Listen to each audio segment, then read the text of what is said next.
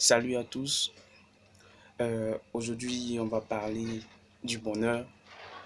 On va essayer de redéfinir un peu cette notion, car longtemps, on a cru que le bonheur dépend de ce qu'on a, de notre état financier, du bien matériel qu'on possède.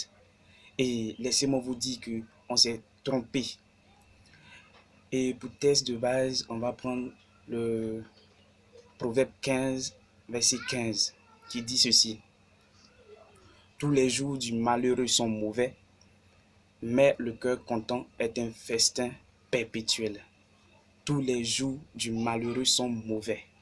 Oui, quand tu te laisses envahir par la tristesse, tu te laisses envahir par les soucis de ce monde, tu seras toujours malheureux et tu ne connaîtras jamais le bonheur. Pourtant, le bonheur est à ta portée. Et la deuxième partie qui nous dit que tous les jours le cœur content est un festin perpétuel. Pour être dans la joie, pour connaître le bonheur, pour être heureux, il faut toujours être content. Et laissez-moi vous dire quelque chose de très important. Tu seras heureux, tu connaîtras vraiment le bonheur lorsque tes problèmes, tes difficultés n'arriveront plus à t'attrister. Oui, car les problèmes, il y en aura toujours. Les difficultés, il y en aura toujours. Mais ces difficultés, ces problèmes ne doivent pas nous attrister, ne doivent pas nous anéantir, mais nous devons passer au-delà de ça. Il y a quelque chose encore qui est très important, comme le dit le chapitre 6, le verset 21 de Matthieu. Car là où est ton trésor, là sera ton cœur. Ton trésor, c'est quoi? Si ton trésor, c'est de l'argent, c'est de la cupidité et c'est l'idolâtrie.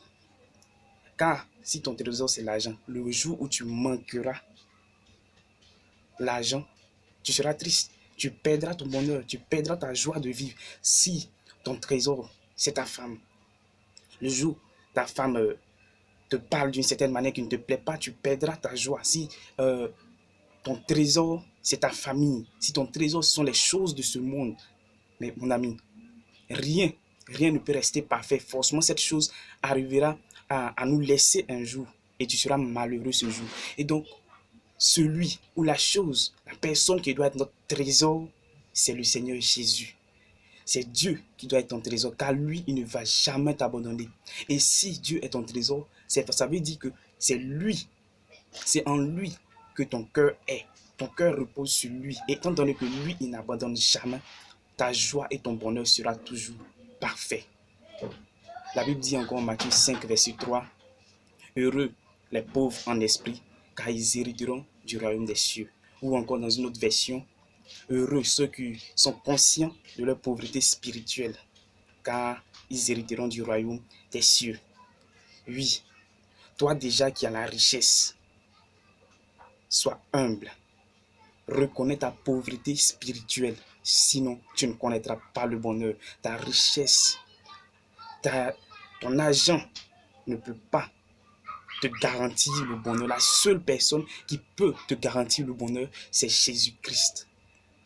Viens à lui et fais de lui ton trésor, car ce trésor-là, les voleurs ne peuvent pas le percer. Ce trésor ne peut être volé par qui que ce soit. Que le Seigneur vous bénisse. Essayons de comprendre les choses spirituelles et ne nous bornons pas sur ce que nous voyons. Car la Bible dit que ne nous conformons pas au siècle présent, mais soyons transformés par le renouvellement de l'intelligence. Renouvelons notre intelligence chaque jour par l'Esprit de Dieu. Et ainsi, on arrivera à comprendre véritablement les choses spirituelles. Tu n'as pas 5 francs dans la poche, ce n'est pas une raison pour être malheureux. Oui, la santé ce n'est pas une raison pour être malheureux. Le bonheur est un état. Le Seigneur dit, tu es heureux. Alors c'est un état, tu dois vivre heureux, tu dois vivre dans le bonheur. Cela ne doit pas dépendre de quelque chose d'extérieur, mais ça vient du cœur. C'est le Seigneur qui met cela en toi. Soyez bénis et que le Seigneur, oui, vous illumine sur cette notion encore davantage.